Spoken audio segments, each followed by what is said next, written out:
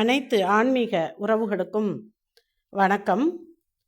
நம்ம இப்போ அழிய போகிற உடலிற்காக நம்ம அழிய போகிற உடல் தான் இருந்தாலும் நம்ம அலங்காரம் பண்ணிக்கிட்டு இருக்கோம். ஆனால் அதே மாதிரி அழியாத ஒரு ஆன்மாவிற்காக ஒரு அலங்காரம் அப்படின்னு சொன்னோன்னா கந்தர் அலங்காரம்.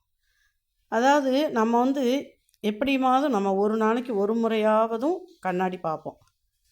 நிச்சயமாக நம்ம கண்ணாடி இல்லாமல் நம்ம தலை சீவுறதோ பொட்டு வைக்கிறதோ கிடையாது.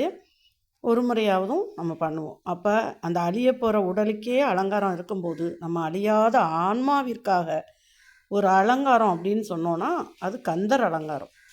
அந்த கந்தர் அலங்காரத்தில் ஒரு பானை சோற்றுக்கு ஒரு சோறு பதம்னு சொல்கிற மாதிரி ஒரு பாடல், ஒரே ஒரு பாடல் நம்ம தலையெழுத்தையே மாற்றக்கூடிய சக்தி வாய்ந்தது. அந்த பாட்டை படித்தோனாலும் கேட்டோனாலும் நிச்சயமாக நம்ம தலையெழுத்தே மாறிடும். அதாவது செயல்பட்டு அழிந்தது செந்தூர் வயற்பொழில் தேங்கடம்பின் மால்பட்டு அழிந்தது பூங்கொடியார் மனம் மாமயிலோன் வேல்பட்டு அழிந்தது வேலையும் சூரனும் வெற்பும் அவன் கால்பட்டு அழிந்து எங்கன் தலைமேல் அயன் கையெழுத்தே.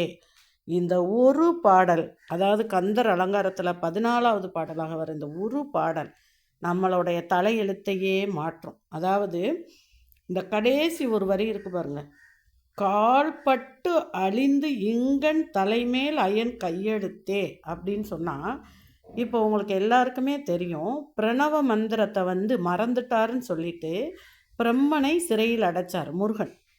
ஒரு பாட்டு கூட வரும்ல, கந்தன் காலடியை வணங்கினான் அப்படின்னு சொல்லிட்டு ஒரு பாடல் இருக்குது. அதில் பிரணவ மந்திரத்தை மறந்தான் பிரம்மனே, அதனால் அவனை சிறையில் அடைத்தான் முருகனேன்னு சொல்லிட்டு ஒரு பாடல் இருக்குது.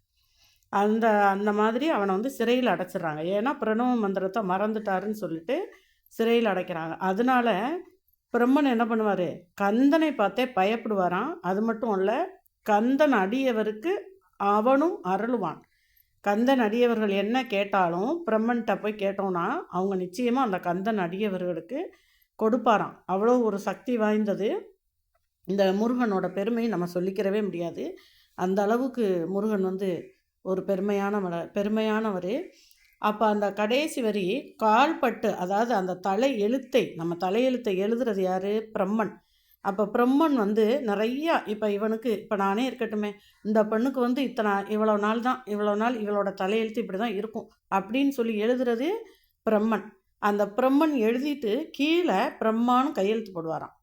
அப்போ இதை நம்ம ஆள் முருகன் என்ன பண்ணுவாராம், அந்த பிரம்மான்ற அந்த முருகன் அடியவர்களுக்கு அந்த தலையெழுத்து நல்லா எழுதலை, நல்லா இல்லை அப்படின்னு நினச்சாலே இந்த முருகன் நம்ம தலைமேல காலை வச்சு அந்த கையெழுத்தை அழிச்சிருவாராம். அதாவது அந்த லெட்டர் ஃபுல்லாக அழிக்க மாட்டாராம், அந்த கையெழுத்தை மட்டும். இப்போ நம்மளே ஒரு கடிதம் எழுதுகிறோன்னு வச்சுக்கோங்களேன். அப்போ கடிதம் எழுதும்போது கீழே இங்கனம் அப்படின்னு சொல்லிட்டு நம்ம பேரை போடுவோம். அப்போ அந்த கடிதத்தில் உங்களுக்கு கையெழுத்து இருந்தால் தான் எல்லாமே, இப்போ பேங்காக இருக்கட்டும், இன்றைக்கி வங்கி எங்கே போனாலும் சரி, அந்த கையெழுத்து இல்லாமல் நம்மளால் ஒன்றுமே பண்ண முடியாது. அப்போ அந்த ஒரு கையெழுத்தையும் அழிச்சிருவாராம்.